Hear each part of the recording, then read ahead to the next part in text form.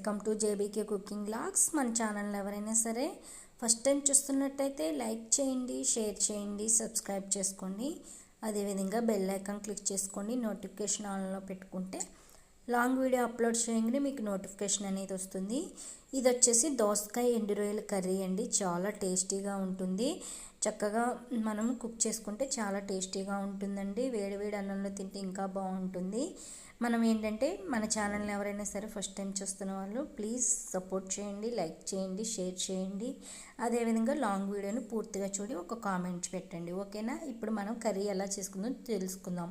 ఒక ఉల్లిపాయ కట్ చేసుకోండి, ఒక 3 పచ్చిమిరకాయలు, ఒక దోసకాయ నేను కట్ చేసి పెట్టుకున్నానండి. అలాగే నానపెట్టి నీట్గా కడిగిన ఎండు రొయ్యలను కూడా చక్కగా నీట్గా కడిగి పెట్టేసుకున్నాను.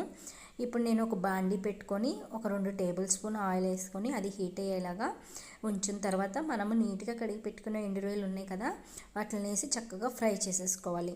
మరీ ఎర్రగా ఫ్రై చేసుకోవక్కర్లేదండి, కొంచెం మీడియం సైజులోనే ఫ్రై చేసుకున్న తర్వాత పచ్చిమిరకాయలు, ఉల్లిపాయలు కూడా వేసి అందులోనే చక్కగా ఫ్రై చేసేసుకోవాలి.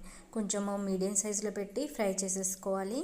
ఇలాగ చక్కగా ఉల్లిపాయ ముక్కలన్నీ ఫ్రై అయిన తర్వాత మనము నీట్గా కడిగి పెట్టుకున్న అదే కట్ చేసి పెట్టుకున్న దోసకాయ ముక్కలు ఉన్నాయి కదా, వాటిని కూడా చక్కగా మనము కర్రీలో వేసేసేయాలండి. మన ఛానల్ని ప్లీజ్ సపోర్ట్ చేయండి, ఓకేనా?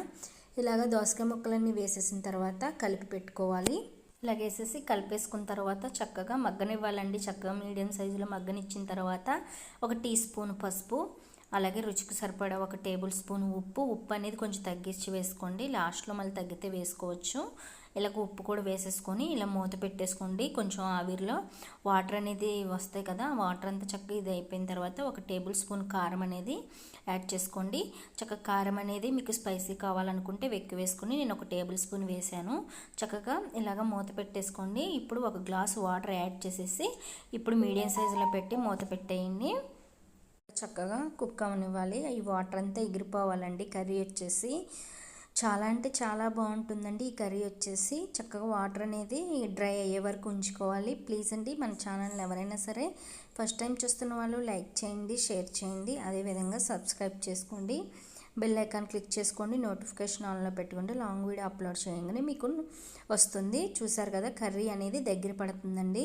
ఇంకా కొంచెం దగ్గర పడితే అయిపోయినట్టే. దోసకాయ ఎండు రొయ్యల కర్రీ అండి. చాలా అంటే చాలా బాగుంటుంది. ఇందులోనే ఇంకా మనం మెత్తళ్ళని అలాగే సావిడాలు అంటారు కదా, అలాగైనా వేసుకోవచ్చు.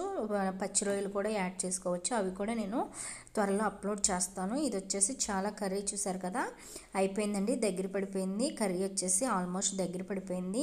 అంతేనండి, ఎంతో టేస్టీగా ఉండే దోసకాయ ఎండు రొయ్యల కర్రీ అయిపోయింది.